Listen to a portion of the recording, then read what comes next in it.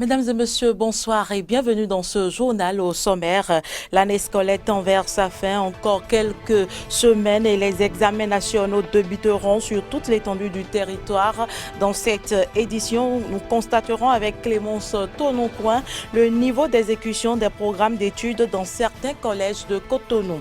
Dans le même registre, l'examen national du certificat qualification au métier CQM a démarré ce lundi. Vous suivrez dans cette édition le compte rendu du démarrage des épreuves au centre de composition du lycée technique d'amitié sino-béninoise d'Akasato. Et puis en République démocratique du Congo, des civils demandent le départ des soldats de l'ONU depuis plusieurs jours. Des manifestants dénoncent l'inefficacité de la MONUSCO.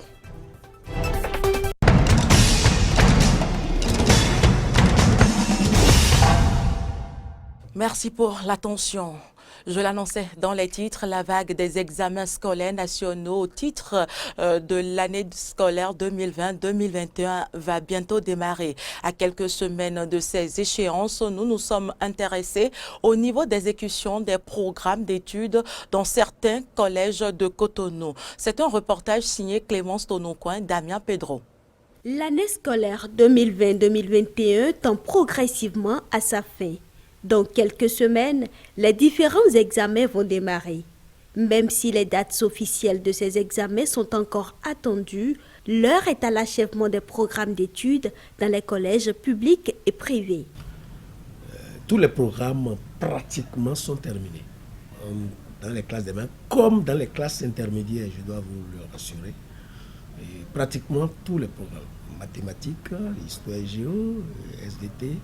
Pour ceux-là qui n'ont pas encore fini, je crois, à cette fin de semaine jusqu'au vendredi, ils vont le terminer. Donc, aussi bien en classe d'examen que dans les classes intermédiaires. Seuls ceux qui ne peuvent pas terminer cette semaine, mais qui vont finir quand même, c'est ceux-là qui n'ont pas eu de professeur. Donc, jusqu'en décembre. C'est ceux-là seuls, peut-être, mais eux aussi, ils sont proches. Parce qu'ils ont organisé donc des séances donc, de rattrapage pour pouvoir donc, accélérer la fin donc, du programme. Le programme est déjà terminé, hein. Nous sommes déjà dans les révisions. Parce que certains professeurs ont déjà terminé, ils ont déjà commencé la révision. Mais ceux qui sont un peu encore derrière, on leur donne jusqu'à la fin de ce mois pour terminer totalement le programme. Dans le souci de mieux préparer les candidats aux examens, des séances de renforcement sont prévues à leur intention. La stratégie de révision semble être la même dans plusieurs établissements scolaires. Nous avons démarré avec les cours de renforcement depuis février. Ces cours de renforcement continueront jusqu'au 29 mai. Donc les révisions ont déjà même démarré avec les professeurs. Et les derniers devoirs sont programmés pour la semaine prochaine. Juste après ça, les révisions en bonne et due forme donc avec toutes les classes parce que nous allons organiser autrement. Puisque les programmes sont terminés, nous sommes en train donc de nous organiser pour faire dérouler les révisions donc, de façon extraordinaire. C'est-à-dire, les professeurs qui ont fait les cours dans les classes, ce ne sont pas ces mêmes professeurs qui feront les révisions. Donc, les enfants vont voir d'autres professeurs pour traiter donc, les différents types d'exercices donc, avec eux. Pour que les enfants aient encore d'autres sons de cloche. Ordinairement, nous invitons les enseignants d'autres établissements pour venir donner un autre son de cloche à ce que les enfants ont reçu à travers leurs professeurs ici. Et ça ne fait que renforcer le niveau intellectuel de nos apprenants. Il faut d'abord faire les examens blancs. C'est les résultats de l'examen blanc qui nous guident à faire la révision. Nous voyons là où ça ne va pas du tout et mettre, comme on appelle, des bouchées d'eau pour que ça puisse aller d'avance. Quelques candidats rencontrés disent ne pas attendre les derniers jours pour se mettre au travail. Je révise mes leçons, je m'entraîne en faisant des exercices. Un élève qui est en classe d'examen ne doit pas attendre l'apport des examens avant de commencer les révisions. Et puis, depuis la matinée de ce lundi 26 avril, les artisans du Bénin prennent part à l'édition 2021 du certificat de qualification au métier CQM sur toute l'étendue du territoire national. Au centre de composition du lycée technique d'amitié sino-béninoise d'Akasato, ils sont nombreux, ces artisans, à faire évaluer leurs connaissances en 15 métiers différents. On retrouve Samson Oké et Damien Pedro. Ils sont 435 apprentis candidats à composer dans différents métiers artisanaux pour l'obtention de leur certificat de qualification au métier CQM ici au centre du lycée technique d'amitié sino-béninoise d'Akasato. C'est la proviseure Eve Faïnou qui a procédé au lancement officiel des épreuves. Le certificat CQM a démarré effectivement aujourd'hui 26 avril 2021 au lycée EFS d'Akasato. Ils sont répartis en 15 spécialités, à savoir la maçonnerie, la menuiserie, la photographie, la coiffure dames et hommes, les couturières, etc. Pendant 6 heures de loge, les candidats, sous la supervision des jurys, vont démontrer leurs compétences et savoir-faire dans les différents métiers. Selon le président du collectif des artisans de la commune d'Abomey-Calavi, toutes les dispositions sont prises pour que tout se déroule sans anicroche. Ça se déroule très bien. Les candidats sont venus, les jurys sont là et les épreuves aussi. On a déjà lancé les épreuves. Si tu as bien pris ton métier, tu n'auras pas peur pour fuir les épreuves qui vont t'attribuer. Il n'a pas peur chez les candidates et les candidats. Ils sont fiers pour travailler, pour obtenir leur certificat de qualification au métier. Répartis dans 5 centres de composition, ils sont 862 candidats dans 15 différents métiers pour le compte de la commune d'Abomey-Calavi. Le syndicat des travailleurs de la commune d'Abomey-Calavi, Centracom, a tenu son assemblée générale statutaire en week-end. Ces assises déroulées dans la salle de conférence de la mairie ont consacré l'élection d'un nouveau bureau à la tête du dit syndicat. On retrouve Samson Oké et Damien Pedro pour le point. Le syndicalisme à l'épreuve de la gouvernance politique et économique à Abomey-Calavi dans un contexte de réforme politico-administrative. C'est bien le thème qui a nourri les réflexions pendant cette assemblée générale statutaire du syndicat des travailleurs de la commune d'Abomey-Calavi, Centracom. Selon Anselme Amoussou, secrétaire général de la Confédération des syndicats autonomes du Bénin, CSA Bénin, le choix de ce thème montre la maturité des travailleurs de la mairie de Calavi dans la lutte syndicale. Ce thème montre très bien que vous avez l'intelligence qu'il faut pour faire le syndicalisme dont nous avons besoin aujourd'hui. Ce que je voudrais recommander à nos camarades du Centracom et à tous les travailleurs de la mairie de Calavi, recherchons dans l'action syndicale l'efficacité et non pas le buzz. Le buzz est facile à obtenir. Le buzz c'est quand tu cries au drapeau, que tu insultes le maire. Ça c'est le buzz. Tout le monde t'applaudit. Oui, on a un bon général qui dit la vérité. Mais au final, quel est le résultat pour nos revendications? Les sachons revendiquer dans une certaine correction de l'attitude et du comportement. Ça ne nous enlève rien du tout. Les travaux de cette assemblée générale ont abouti au renouvellement de l'instance dirigeante du Centracom. Achille Vigan, élu nouveau secrétaire général du syndicat des travailleurs de la commune d'Abomey-Calavi, devient ainsi le premier défenseur de la cause des travailleurs auprès de l'administration communale. Il place son mandat sous le signe de la Renaissance. Je voudrais vous dire que nous plaçons notre mandature sous le signe de la Renaissance. Nous avons quitté loin et nous irons très loin. Et ce ne serait possible qu'avec votre participation. Je voudrais vous demander d'être avec nous comme un seul homme et avec le soutien sans faille de l'exécutif, qui est le maire, l'autorité communale, nous allons relever les défis de la construction de notre commune. Ce nouveau bureau, à la tête du Centracom, composé de 17 membres, ont un mandat de 5 ans. Dans la même localité, plus précisément à l'université d'Abomey-Calavi, les gestes barrières contre la Covid-19 ne sont pas respectés. Un tour à l'arrêt bus de ce haut lieu de savoir, les étudiants continuent d'être entassés comme des sardines dans une boîte. Aristide Setti et Damien Pedro nous en disent plus. Le plan de riposte à la Covid-19 exige le respect strict des gestes barrières en tout lieu, malgré le démarrage de la campagne de vaccination. Mais les étudiants, notamment de l'université d'Abomey-Calavi, bafouent plus ou moins la mesure de distanciation sociale dans les bus de transport, leur permettant de rallier les différents centres universitaires et divers quartiers. Pour ces étudiants, auteurs et victimes de cette surcharge, plusieurs raisons justifient le constat. Oui, il y a d'entassement dans les bus parce que l'effectif des bus est réduit jusqu'à 2 des fois.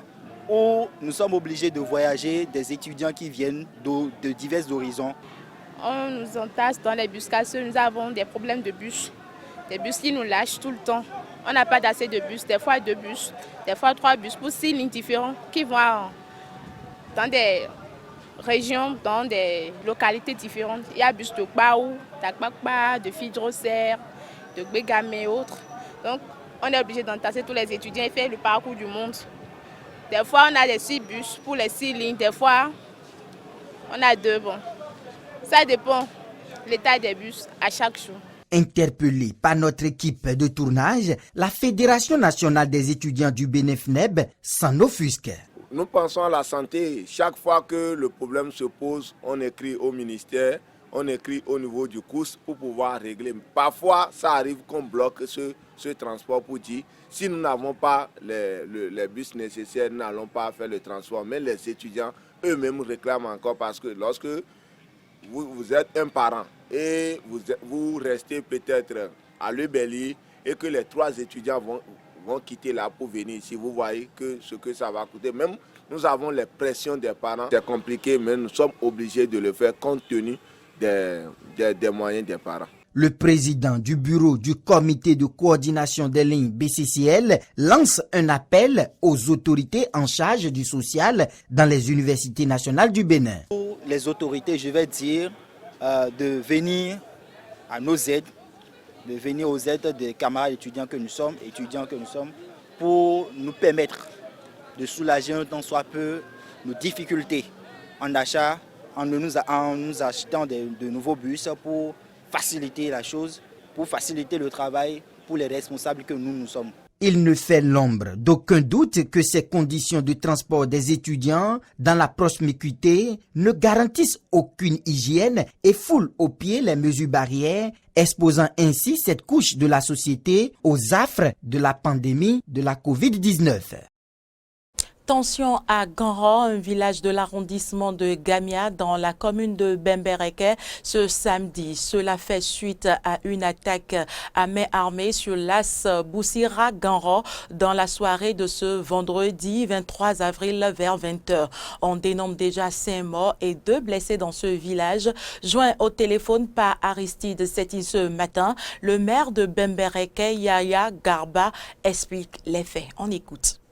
Il y a eu des braqueurs qui opèrent la nuit. Alors, ils ont opéré, je crois, le jeudi. Et celui qu'ils ont frappé, qui a fait le mort, n'est en réalité pas mort. Et c'est lui qui a reconnu un des braqueurs. Donc, arrivé à la maison, il a informé le reste de la population et ils ont choisi d'aller chercher les braqueurs. Donc, ils ont arrêté celui qu'on a d'abord reconnu, qui a dénoncé 2 de ses collègues. Ça fait 3 et c'est les 3 qui sont arrêtés. Et c'est alors qu'ils ont dit que quelqu'un est en fuite. Ils ne sont pas 3, ils sont 4.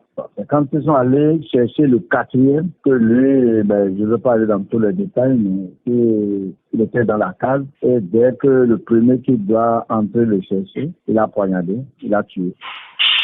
Donc du coup, les gens ont d'abord tué sur place celui-là, avant de revenir dire que les 3 autres, là, il ne faut pas les laisser, ils les ont tués. Donc, eux, ils ont réussi à tuer un premier, Celui qui l'a tué est mort, plus maintenant les 3 autres qu'on avait gardés, que la population a. Donc, ça fait 5 morts en réalité. Donc, voilà globalement ce qui s'est passé. Pas encore, hein, parce qu'ils ont commencé les interpellations dans le DVD. Et là, la population remonte encore, comprenez. Donc, le DVD a été interpellé et le reste de la population se soulève encore. Donc, le calme n'est pas encore revenu. Si j'ai un appel à faire, c'est de dire de laisser la police républicaine faire son travail. Surtout les indélicats doivent être confiés à la police. Actualité en dehors du Bénin, en République démocratique du Congo, des civils demandent le départ des soldats de l'ONU. Depuis plusieurs jours, des manifestations dénoncent l'inefficacité de la MONUSCO, une opération de paix qui dure depuis plus de 20 ans, malgré les 20 000 hommes déployés sur place et les milliards de dollars investis chaque année. Le problème de l'insécurité persiste. Des tweets en signe d'excuses et une vidéo des plus explicatives. Les agents de la MONUSCO, la mission de l'Organisation des Nations Unies en République démocratique du Congo, sont dans le viseur de la population congolaise. Samedi, un chauffeur a été interpellé durement par des casques bleus chinois après qu'il a renversé en voiture l'un de ces derniers. Le chauffeur ne s'étant pas arrêté et a poursuivi son chemin. Certains éléments du contingent chinois ont décidé de le suivre afin de l'amener eux-mêmes à la PNC. Une vidéo très commentée sur les réseaux sociaux et qui a poussé la chef de la MONUSCO à prendre des mesures. La chef de la MONUSCO, Bintou Keita, exprime son indignation concernant la vidéo qui circule montrant l'interpellation d'un civil par des militaires de la MONUSCO à Kavumu. Elle a ordonné une enquête immédiate pour établir les faits et prendra les mesures appropriées.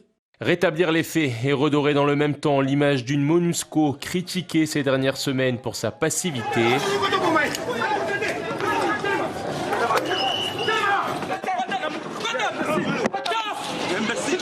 Les manifestations se multiplient en effet pour dénoncer les massacres de civils, cibles présumées des combattants des forces démocratiques alliées. Un sentiment d'insécurité et d'incompréhension plane dans les plus grandes villes, notamment celles de l'est du pays. Nous demandons aux autorités de mettre tout en marche pour que nous puissions voir que la MONUSCO puisse rentrer chez eux, parce que ce n'est pas normal qu'on continue à tuer les gens à Béni et nous, en tant que des citoyens, nous puissions rester dans l'insécurité et que la MONUSCO reste là sans pour autant intervenir. Une pression accentuée par un récent appel à la grève générale lancé à Béni. Depuis le 5 avril, les écoles sont fermées, les taxis moto-urbains sont à l'arrêt, à l'instar des boutiques des principaux boulevards de cette ville de 230 000 habitants. Samedi, à Kinshasa, la capitale, une marche également menée par les opposants au président pour exiger le retour à la paix a été dispersée sur ordre du gouverneur de la ville. La politique étrangère de l'Union européenne a été au cœur d'une réunion aujourd'hui des députés européens. Les tensions entre Bruxelles et Ankara ont été au menu des discussions avec la récente rencontre entre les dirigeants de l'Union européenne et la Turquie. C'est une image qui symbolise toutes les difficultés de l'Union européenne à s'exprimer d'une seule voix. Ursula von der Leyen, présidente de la Commission européenne, debout, sans fauteuil, face à Charles Michel, président du Conseil européen, et Recep Tayyip Erdogan, président turc. Un couac protocolaire qui date du 6 avril dernier et qui illustre les soucis à s'entendre pour les deux têtes de l'exécutif européen depuis leur prise de fonction respective en décembre dernier. Leurs relations sont détestables depuis le premier jour. L'épisode turc n'est que l'incident le plus visible, mais il y en a quasiment au quotidien entre eux et leurs équipes. Protocole, communication, attribution, c'est la guéguerre permanente. Ursula von der Leyen a d'ores et déjà assuré qu'elle n'accepterait pas qu'une telle situation se reproduise. Charles Michel, de son côté, a présenté ses excuses après s'être fait taxer de sexisme. Un manque de solidarité entre les deux dirigeants qui inquiète une partie des capitales européennes. Le Sofagate n'est pas une anecdote de plus. Les socialistes appellent Ursula von der Leyen et Charles Michel à présenter une proposition sur la manière de prévenir les conflits de protocole qui nuisent au prestige de l'Union européenne à l'étranger. Nous devons nous attaquer au cœur du problème. La voix de l'UE dans le monde, ce déplorable incident à Ankara n'est pas le premier. Il est clair que ces événements sapent la crédibilité de l'UE en tant qu'acteur géopolitique. Une tentative de réchauffement des relations pourrait avoir lieu ce lundi, une nécessité au vu des sujets brûlants qui s'accumulent pour Bruxelles, à condition bien sûr de prévoir suffisamment de sièges pour chacun des deux dirigeants. Et puis aux États-Unis, une marche pour soutenir la haine anti-asiatique s'est tenue ce dimanche. Un rassemblement qui a pour origine l'agression d'un homme de 61 ans. Cette marche fait aussi écho aux multiples manifestations ces dernières semaines pour dénoncer le racisme dont souffre la communauté asiatique. Les personnes opprimées pour leurs origines aux États-Unis, les personnes colonisées sont divisées par le système, mais nous partageons les mêmes intérêts.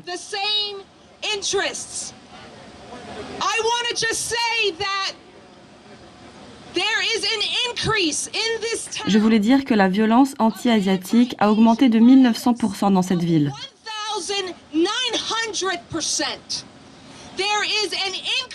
Il y a une augmentation dans toute l'Amérique de la violence anti-asiatique, mais dans cette ville en particulier, elle est de 1900%. Et puis ce sera tout pour cette édition. Merci de l'avoir suivi. Merci pour l'attention. À demain.